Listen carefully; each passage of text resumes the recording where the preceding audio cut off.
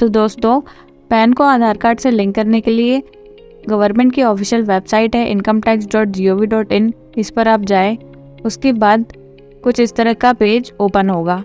अब आपको ये चेक करना पड़ेगा कि आपका पैन ऑलरेडी आधार से लिंक तो नहीं है। तो इसके लिए लिंक आधार स्टेटस क्विक लिंक्स में ऑप्शन है। वैसे तो मोस्टली बहुत लोगों के लिंक है, पर कुछ लोग हैं जिनके अभी भी लिंक नहीं हुए हैं, तो आपको ये चेक करना है। तो इसके लिए लिंक आधार स्टेटस पर आप क्लिक करें। क्लिक करने के बाद कुछ इस तरह का पेज ओपन होगा। यहाँ पे आपको आपका पैन नंबर डालना है, फिर आपको आपका आधार नंबर डालना है। तो ये सब डाल लेने के बाद व्यू लिंक आधार स्टेटस पर क्लिक करें। अब अगर आपका ऑलरेडी लिंक्ड है तो कुछ इस तरह का मैसेज आपको शो होगा, your PAN is already link to given Aadhaar. और अगर आपका पैन आधार कार्ड से लिंक नहीं है तो फिर कुछ इस तरह का पेज ओपन होगा, PAN not linked with Aadhaar. तो इसका मतलब है कि पैन नंबर आधार कार्ड से लिंक नहीं है।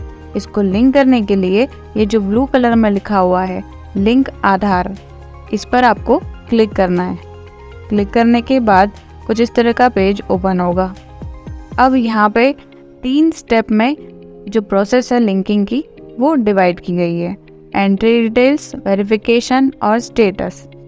तो जैसा कि आप देख सकते हैं कि यहाँ पर लिखा हुआ है कि a fee of ₹1000 will be applicable before submission. इसका मतलब है कि आधार कार्ड को पैन कार्ड से लिंक करने के लिए अब आपको ₹1000 की जो फीस है वो पे करनी पड़ेगी। लेकिन कुछ लोग हैं जिनको सरकार की तरफ से छूट दी जा रही है, तो वो कौन से लोग हैं तो ये नोट में यहाँ पर स्पेसिफाई किया गया है। तो सबसे पहले आते हैं एनआरआईज को आधार कार्ड से पैन कार्ड को लिंक करने की ज़रूरत नहीं है। Not a citizen of India, तो जो इंडिया के सिटीज़न नहीं हैं उनको भी ज़रूरत नहीं है इसकी। और फिर एज ग्रेटर देन 80 ईयर्स, 80 साल से ऊपर के जो लोग हैं उनको भी लिंक करवाने की ज़रूरत नहीं है। उसके बाद है स्टेट ऑफ रेसिडेंस इन आसाम, मेघालय और जम्मू कश्मीर। तो जम्मू कश्मीर और आसाम मेघालय के जो लोग हैं उनको भी आधार से पैन लिंक करवाने की ज़रूरत नहीं है। तो फ़िलहाल ये सब लोग हैं जो एग्जम्प्टेड हैं, और उसके अलावा जो भी लोग हैं उनको ₹1000 की फ़ीस पे करनी पड़ेगी। अब आपको आधार कार्ड और पैन कार्ड की डिटेल्स यहाँ पे डाल देनी है और वैलिडेट बटन पे क्लिक करना है। उसके बाद कुछ इस तरह का डायलॉग बॉक्स ओपन होगा। यहाँ पे लिखा है कि payment details not found for this pan. तो जो ₹1000 की फ़ीस है आधार पैन लिंकिंग की, वो आपको अब यहाँ पे करने के लिए बोला जा रहा है।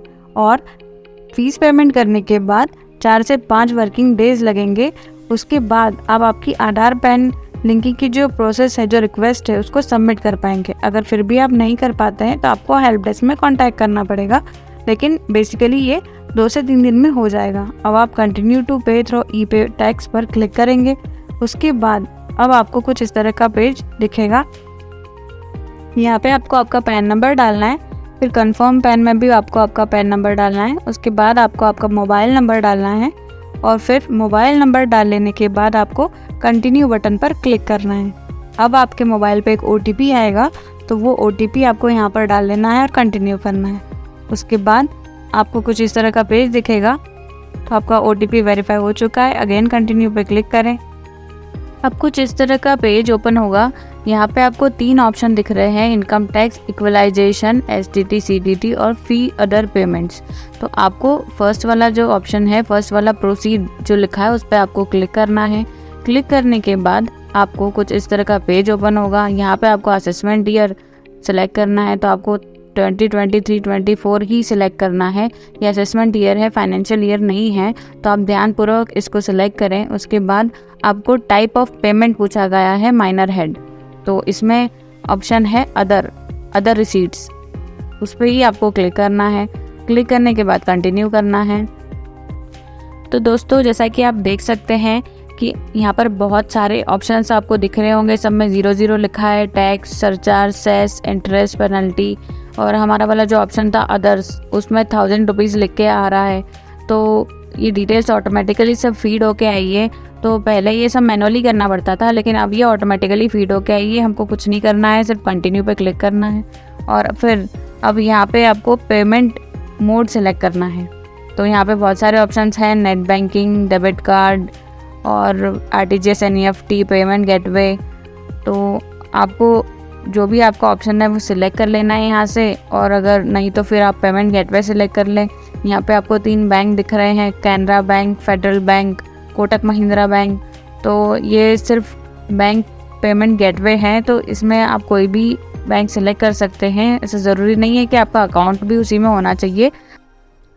तो जैसा कि आप देख सकते हैं ट्रांजैक्शन चार्जेस भी दे रखे हैं आपको, तो डिफरेंट मोड ऑफ पेमेंट के लिए डिफरेंट चार्जेस भी यहाँ पर आप देख सकते हैं। नेट बैंकिंग के लिए बैंक वाइज यहाँ पर जो फीस है वो दे रखी है। उसके बाद डेबिट कार्ड के लिए यहाँ पे चार्जेस निल हैं, जैसा कि आप देख सकते हैं कि कोई चार्ज नहीं लग रहा है डेबिट कार्ड के लिए। वैसे ही क्रेडिट कार्ड के लिए यहाँ पे जो चार्जेस हैं वो दे रखे हैं 0.85% प्लस एप्लीकेबल GST। तो मैं कैनरा बैंक यहाँ पे सिलेक्ट कर लेती हूँ और कंटिन्यू बटन पे क्लिक करेंगे। अब आपको यहाँ पे कुछ इस तरह का पेज दिख रहा होगा। अब यहाँ पे आप पे नाउ करें और फिर यहाँ पे टर्म्स एंड कंडीशंस का डायलॉग बॉक्स ओपन हुआ है। स्क्रॉल करें नीचे और फिर जो यहाँ पर चेक बॉक्स दे रखा है उस पर आप टिक करें और सबमिट करें। तो अब यहाँ पे कुछ इस तरह का पेज ओपन होगा जहाँ पे आपको पेमेंट ऑप्शन सेलेक्ट करना है। कार्ड से करना चाहते हैं, नेट बैंकिंग से करना चाहते हैं, UPI या व्हाट्सएप से करना चाहते हैं। मैं यहाँ पे कार्ड सेलेक्ट करूँगी। अब यहाँ पे कार्ड की डिटेल्स डालनी है, कार्ड नंबर और उसके बाद एक्सपायरी, फिर CVV, और ये सारी डिटेल्स डालने के बाद चेक बॉक्स पर टिक करना है और प्रोसीड करना है। अब यहाँ पे OTP डालने के बाद कंप्लीट पेमेंट करना है। तो आपका जो 1000 रुपीज़ का पेमेंट है वो हो चुका है सक्सेसफुली। अब इसके बाद अगला प्रोसेस है आधार से पैन को लिंक करने का। अब यहाँ तक तो ये जो फर्स्ट स्टेज था वो हो गया।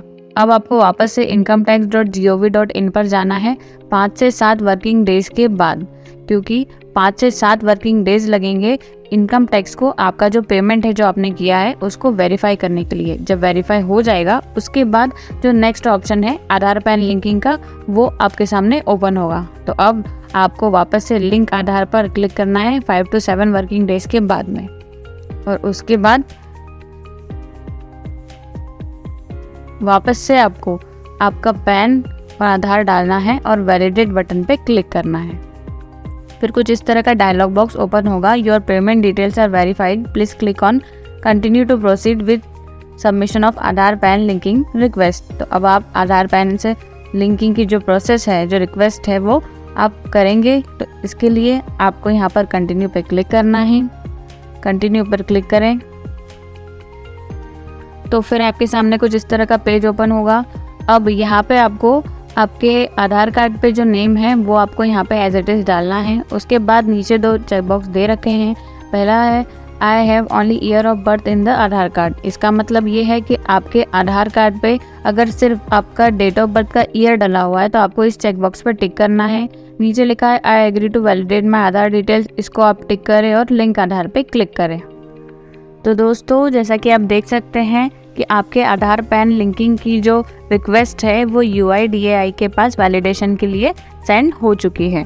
अब ये 4 से 6 घंटे में अपडेट हो जाएगी और वैलिडेट होने के बाद आपका जो आधार है वो पैन से लिंक हो जाएगा और आप इसको वापस से पोर्टल पर चेक भी कर सकते हैं कि आपका आधार पैन लिंक हुआ है या नहीं हुआ है।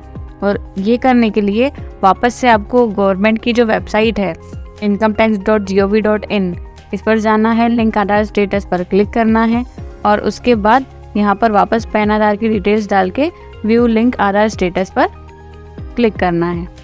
अब आपको कुछ इस तरह का मैसेज दिखेगा, your PAN is already link to given Aadhaar. इसका मतलब है कि आपका जो पैन नंबर है वो आधार से लिंक हो चुका है। अब आपको कुछ भी करने की ज़रूरत नहीं है दोस्तों। तो ये थी आधार पैन लिंकिंग की प्रोसेस। वीडियो को देखने के लिए धन्यवाद। मेरी वीडियो को देखने के लिए धन्यवाद। अगर आपको इस वीडियो से रिलेटेड कोई भी समस्या है तो आप मुझे कमेंट बॉक्स में बता सकते हैं। और अगर आपको मेरा वीडियो ये अच्छा लगा है तो आप प्लीज़ मेरे चैनल को सब्सक्राइब करें, मेरे वीडियो को लाइक और शेयर करें।